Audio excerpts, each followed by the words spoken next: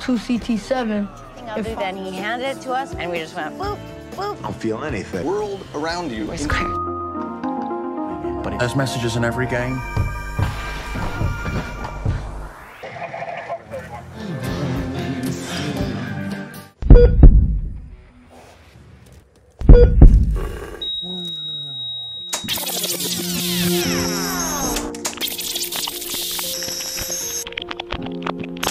Nah, kita sudah lihat gimana narkoba begitu ngerusak hidup penggunanya.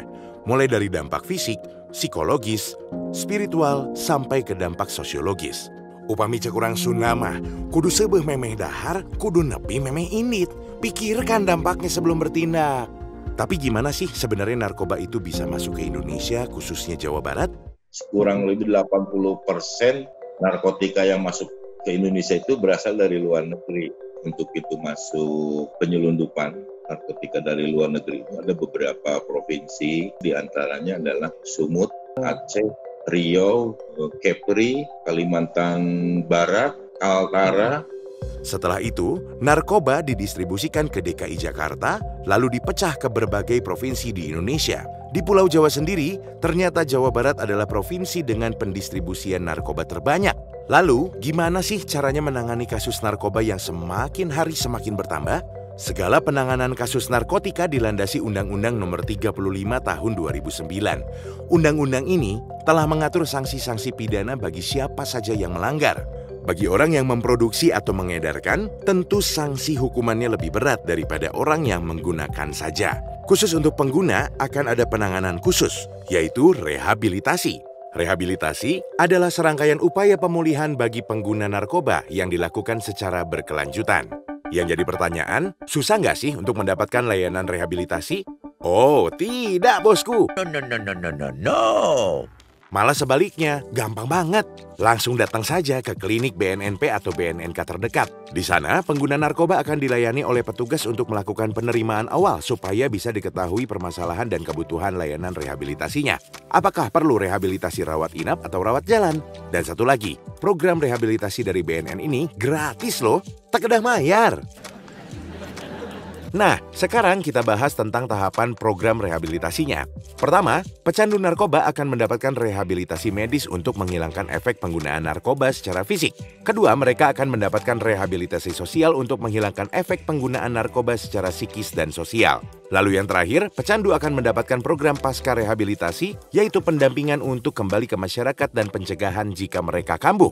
BNN juga menjamin kerahasiaan identitas pasien dan tidak akan dipidanakan ketika mengikuti layanan rehabilitasi. Ulah hari uang pokoknya mah. Oke, setelah bahas rehabilitasi, sekarang kita bahas penanganan narkoba melalui regulasi hukum. Hukuman pidana bagi tersangka kasus narkoba tertulis mulai dari pasal 111 sampai pasal 148 di Undang-Undang Narkotika. Pasal 127 menyebutkan setiap penyalahguna narkotika dapat dikenakan sanksi pidana penjara antara 1 sampai 4 tahun. Tapi kalau dia terbukti hanya sebagai korban, dia wajib menjalani rehab medis dan rehab sosial. Khusus bagi orang yang mengedarkan narkotika tanpa izin pihak berwenang, bisa dikenakan sanksi pidana penjara antara 2 sampai 20 tahun, bahkan sampai pidana mati atau penjara seumur hidup. Sesuai Undang-Undang Nomor 35 Tahun 2009, mekanisme dan prosedur penanganan kasus narkotika adalah sebagai berikut. Pertama, tersangka ditangkap beserta barang bukti. Kedua, penyidik menghubungi kejaksaan tentang status barang bukti. Ketiga, barang bukti diserahkan ke lab forensik untuk diteliti. Dan terakhir, pemusnahan dengan cara dibakar habis sampai nggak ada sisa. Mungkin dari kalian ada yang bertanya, kalau narkobanya dibakar, apakah asapnya nggak berbahaya? Kayak orang teler deh gara-gara hasepna. Tenang, pembakaran narkoba dilakukan dengan menggunakan insinerator. Jadi, asap dari hasil pembakarannya akan bersifat netral dan tidak ada lagi kandungan narkobanya. Lalu apakah kasus narkoba hanya bisa ditangani dengan rehabilitasi dan hukum saja? Tentu saja tidak. Mari kita lihat skema kerja dari BNN ini.